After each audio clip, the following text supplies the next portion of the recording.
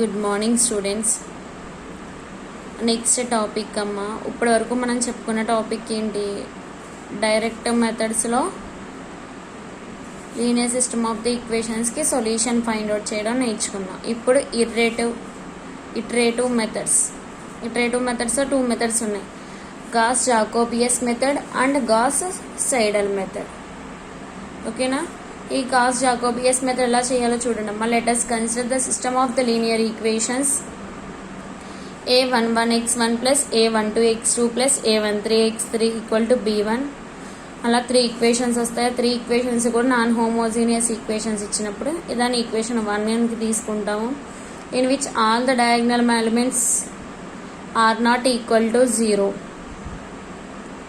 All the diagonal elements అనేవి are not equal to 0, is not equal to 0 అవ్వాలి. And diagonal elements అంటే a11, a22, a33 elements. ఓకేనా? Now the system of the equations one can be written as ఈ first ఈక్వేషన్లో ఉన్న ఈక్వేషన్స్ని 1లో ఉన్న ఈక్వేషన్స్ని ఎలా రాసుకోవచ్చు అంటే, ఫస్ట్ ఈక్వేషన్ నుంచి x1 ఇటు ఉంచేసి రిమైనింగ్ 2 టర్మ్స్ రేపు తీసుకెళ్తే అంత b1 minus a12 x2 plus a13 x3 by x1 యొక్క కోషంట్ ఎంత a11. సేమ్ అలానే x2 యొక్క కోషంట్ x2 టర్మ్ని డౌన్ చేసి మిగిలిన టర్మ్స్ అనేది వైపు తీసుకెళ్తే ఇలా, నెక్స్ట్ x3 డౌన్ చేసి రిమైనింగ్ 2 టర్మ్స్ అని వైపు తీసుకెళ్తే ఇలా రాసుకోవచ్చు. ఓకేనా? ఇప్పుడు వీటి నుంచి ఎలా రాసుకోవచ్చు అంటే, దీని ఈక్వేషన్ 2 అనుకుంటే, ఇప్పుడు దీంట్లో అప్రాక్సిమేషన్స్ అమ్మ, ఇటరేటివ్ మెథడ్స్ కదా ఇది, దీంట్లో అప్రాక్సిమేషన్స్ ఉంటాయి. ఫస్ట్ అప్రాక్సిమేషన్ వచ్చేసి x1, అవునా, x11, x21, x31 ఇవి ఫస్ట్ అప్రాక్సిమేషన్స్లో వాల్యూస్ అవుతాయి. ఈ ఫస్ట్ అప్రాక్సిమేషన్స్లో value for the values of x1 equal to 0, x2 equal to 0, x3 equal to 0. అంటే మనం ఎలా తీసుకుంటాము, ఫస్ట్ అప్రాక్సిమేషన్లో వాల్యూస్ని ఎస్యూమ్ చేసుకున్నాం. ఆ వాల్యూస్ డైరెక్ట్గా ఎలా తీసుకోవచ్చు అంటే, ఆ 3 వాల్యూస్ 0, 0, 0 కింద తీసుకుంటాం ఫస్ట్ అప్రాక్సిమేషన్. ఓకేనా? Next substituting these values on RHS of equation 2, we get a system of the second approximation. అర్థమైందా? అంటే ఏంటి, ఫస్ట్ అప్రాక్సిమేషన్లో x1 dash x2 dash x3 dash values ఎంతంట 0. ఇప్పుడు సెకండ్ అప్రాక్సిమేషన్ అంటే x12, x22, x32 అని ఈ వాల్యూస్ వస్తాయి. ఆ వాల్యూస్ దాన్ని ఎలా రాసుకోవచ్చు అంట, ఇక్కడ ఇది ఏంటి x1 కదా, వీటిని బేస్ చేసుకుని ఎలా రాసుకోవాలంట, సెకండ్ అప్రాక్సిమేషన్ కాబట్టి x12 approximation equal to 1/a11 into b1 minus a12 into x2 first approximation minus a13 into x3 first approximation. ఓకేనా? అంటే మనకి ఇక్కడ వచ్చిన ఫస్ట్ అప్రాక్సిమేషన్లో వచ్చిన వాల్యూస్ని మళ్ళీ సెకండ్ అప్రాక్సిమేషన్లో యూజ్ చేసుకుంటాం. మళ్ళీ సెకండ్ అప్రాక్సిమేషన్లో వచ్చిన వాల్యూస్ని థర్డ్ అప్రాక్సిమేషన్స్లో యూజ్ చేసుకుంటాం. అలా n+1లో n అప్రాక్సిమేషన్స్ వాల్యూస్ యూజ్ చేసుకుంటాం. ఎక్కడైతే మనకి అప్రాక్సిమేట్గా వాల్యూస్ అనేవి ఏ అప్రాక్సిమేషన్స్ దగ్గర ఈక్వల్ వస్తాయో అవి సొల్యూషన్ అవుతాయి. ఓకేనా?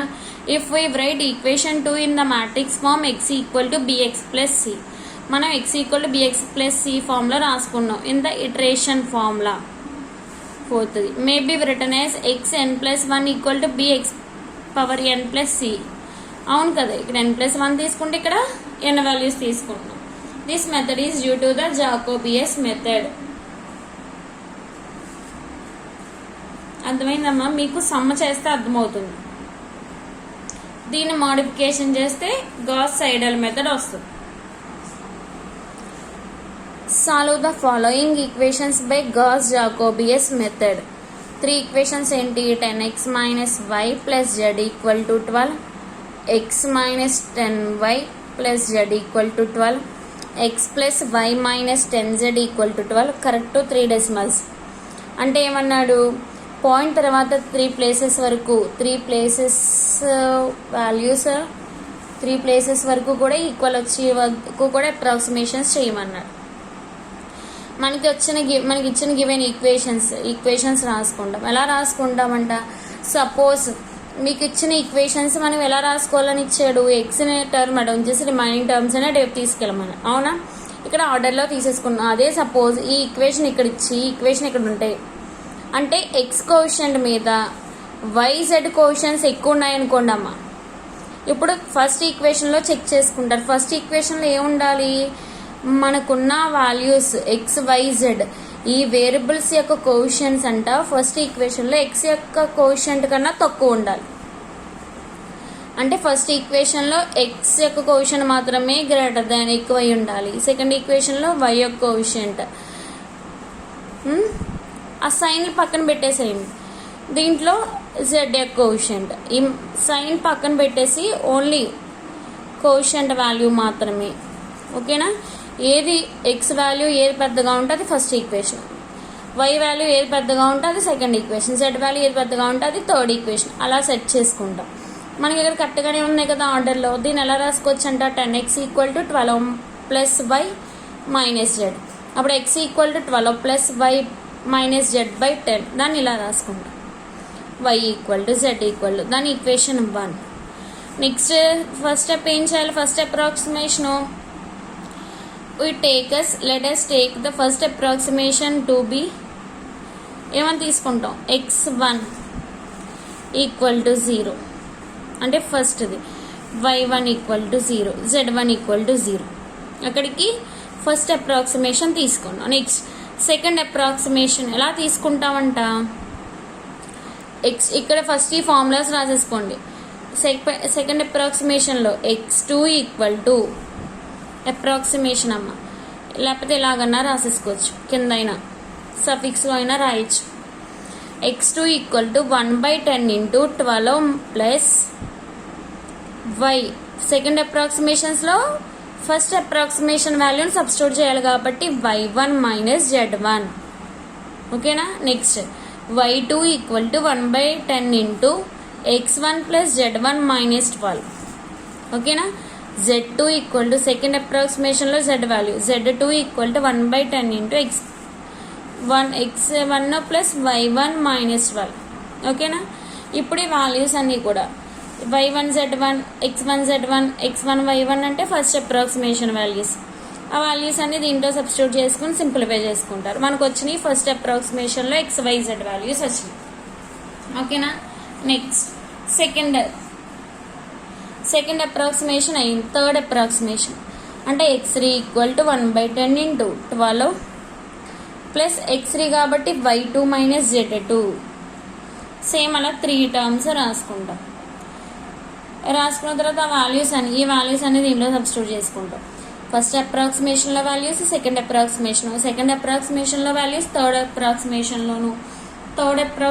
వాల్యూస్, ఫోర్త్ అప్రాక్సిమేషన్ వాల్యూస్లో సబ్స్టిట్యూట్ చేసుకుంటూ వెళ్ళాలి ఒక దాంట్లోంచి ఒకటి. ఓకేనమ్మా, దాని వాల్యూస్ చూడండి, 1.2 - 1.2 - 1.2. ఇక్కడ ఒకసారి చూడండి అమ్మా, మనల్ని అడిగింది కరెక్ట్ టు 3 డెసిమల్స్ వరకు చేయండి అన్నాడు. మనకి ఏమన్నాడు, పాయింట్ తర్వాత ఒక్క పాయింట్కి ఈక్వల్ వచ్చేసినాయి. మనకి యాజ్ ఈజ్ కరెక్ట్ వాల్యూస్ వచ్చినాయి. 1.2 - 1.2 - 1.2 సేమ్ వాల్యూస్. అందుకే second and third approximations are same. The solution is x = 1/2, y = -1/2, z = -1/2. అర్థమైందా? ఇదే గాస్-జాకోబియస్ మెథడ్. అంటే మనం అప్రాక్సిమేషన్స్ చేసే కొద్దీ ఎక్కడైతే ఈక్వల్ వస్తుందో ఒక్కొక్కసారి కరెక్ట్ వాల్యూస్ వచ్చేస్తాయి, ఒక్కొక్కసారి అప్రాక్సిమేషన్ వాల్యూస్ వస్తాయి దగ్గరగా. ఓకేనమ్మా, మీరు అక్కడ క్వశ్చన్లో ఏమైనా మెన్షన్ చేశారనుకోండి, 7th అప్రాక్సిమేషన్స్ వరకు సమ్ ఫామ్ చేయమన్నారనుకోండి, 7th అప్రాక్సిమేషన్ వరకు చెయ్యాలి. ఏముంది దీంట్లో, ఈ ఫస్ట్లో వచ్చినాయి సెకండ్లో వచ్చినాయి థర్డ్లో వచ్చినాయి ఫోర్త్లోను, అలా సబ్స్టిట్యూట్ చేసుకుంటూ వెళ్ళడమే. ఓకేనా, ఈ పేపర్కి ఎలాగైనా మన దగ్గర క్యాల్సీ ఉంటుంది కాబట్టి క్యాల్సీలో కొట్టేసుకుంటాం. Next problem, by Gauss Jacobi's method correct to 3 decimals. దీనిలో కూడా అలాగే ఇచ్చారు. ఫస్ట్ మనకి ఇచ్చిన 3 ఈక్వేషన్స్ని ఎలా రాసుకుంటాము, XYZ కింద రాసుకుంటాం. దాని ఈక్వేషన్ 1 అనుకుంటే నెక్స్ట్ ఫస్ట్ అప్రాక్సిమేషన్లో మనం ఎలా తీసుకుంటాం, letters takes X1 Y1 Z1 = 0 కింద తీసుకుంటాం. ఓకేనా. ఈ వాల్యూస్ అన్ని సెకండ్ అప్రాక్సిమేషన్ వాల్యూస్లో సబ్స్టిట్యూట్ చేసుకుంటారు. X2 Y2 Z2 వాల్యూస్ వచ్చినాయి. Next third approximation X3 = 1/10 × 9 × 2 Y2 - Z2 అంటే సెకండ్ అప్రాక్సిమేషన్స్లో వాల్యూస్ని సబ్స్టిట్యూట్ చేసుకోవాలి. ఒక వాల్యూ వచ్చింది. నెక్స్ట్ ఫోర్త్ అప్రాక్సిమేషన్ సేమ్ అలానే థర్డ్లో ఉన్న వాల్యూస్ ఫోర్త్లో సబ్స్టిట్యూట్ చేసుకుంటా ఫార్ములా రాసుకుని. Next fifth approximation same. Next sixth approximation ఒకసారి 5th 6th చూడండి అమ్మా. 0.9971. Next 6th 0.99886. Next y value -1.9965. ఇక్కడ -1.99. అదే Z5 3.004. అలా 2.998.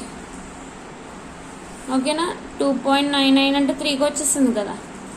ఇక్కడ అప్రాక్సిమేషన్ వాల్యూస్ రాసుకున్నాం. కరెక్ట్ కాదు కదా అప్రాక్సిమేషన్ వాల్యూస్ కాబట్టి ఇలా రాసుకున్నాం. 3 డెసిమల్స్ వరకు రాసుకోవాలి. ఓకేనమ్మా.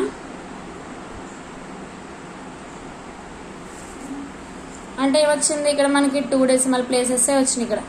ఇక్కడ 3 డెసిమల్ ప్లేసెస్ వరకు వచ్చినాయి కాబట్టి ఎక్కడైతే అప్రాక్సిమేషన్గా దగ్గరగా వచ్చే వాల్యూస్ ఉన్నాయో అక్కడ వరకు చేసుకుని వచ్చే వాల్యూస్ 3 ప్లేసెస్ వరకు రాయాలి మనం రాసే సొల్యూషన్ అనేది. Up to 3 decimal, correct to 3 decimals. ఓకేనమ్మా. నెక్స్ట్ దాని మీద ప్రాబ్లమ్స్ చేయండి. 2 problems. Next Gauss-Seidel method. This method is a modification of Jacobi's method and sometimes it gives faster. Jacobi's method మీద Seidel method ఈజీగా అయిపోతుంది. అది ఎలాగో చూడండి అమ్మా. సేమ్ జాకోబియస్ మెథడ్నే మోడిఫికేషన్ చేసి Seidel మెథడ్ని డిరైవ్ చేశారు. సమ్ చూడండి అమ్మా ఎలా చేయాలో. By using Gauss-Seidel iterative method solve the linear equations. Same దీంట్లో కూడా అలా ఇక్కడ చూడండి అమ్మ, అబ్జర్వ్ చేయండి. X1 + 10 X2 + X3 = 6. దీని నుంచి డైరెక్ట్గా X1 = అని రాయకూడదు.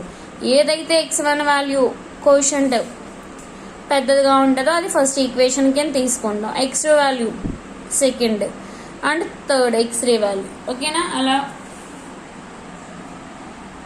అరేంజ్ చేసుకుంటాం. Given equations can be written as. ఆ ఫస్ట్ ఈక్వేషన్ నుంచి X1 ఎలా రాసుకుంటాం, same as it is. Assuming first approximations. దీంట్లోని కూడా ఫస్ట్ అప్రాక్సిమేషన్ ఎస్యూమ్ చేసుకుంటాం. 3 వాల్యూస్ 0.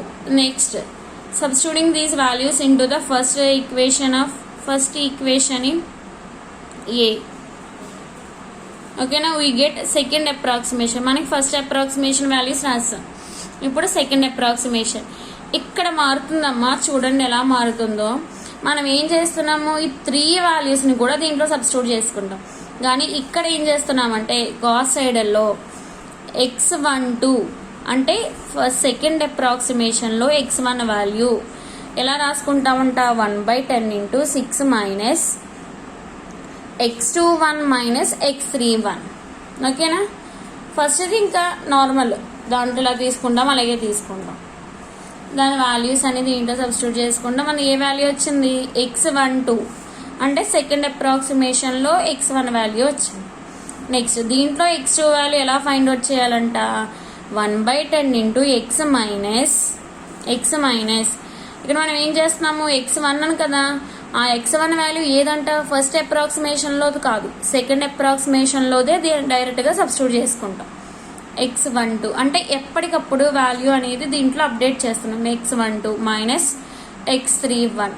మనం ఇంకా X3 ఫైండ్ అవుట్ చేయలేదు కాబట్టి ఫస్ట్ అప్రాక్సిమేషన్లో వాల్యూ తీసుకుంటాం, వాల్యూ వస్తుంది. నెక్స్ట్ మళ్ళీ దీంట్లో ఏం చేయాలి, X1 X2 వాల్యూస్ ఫైండ్ కావాలి.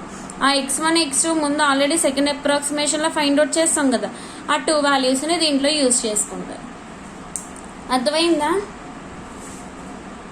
నెక్స్ట్ ఇప్పుడు థర్డ్ అప్రాక్సిమేషన్లో x1 equal to 1/10 into 6 minus x2 అంటే second approximation value, x3 second approximation value.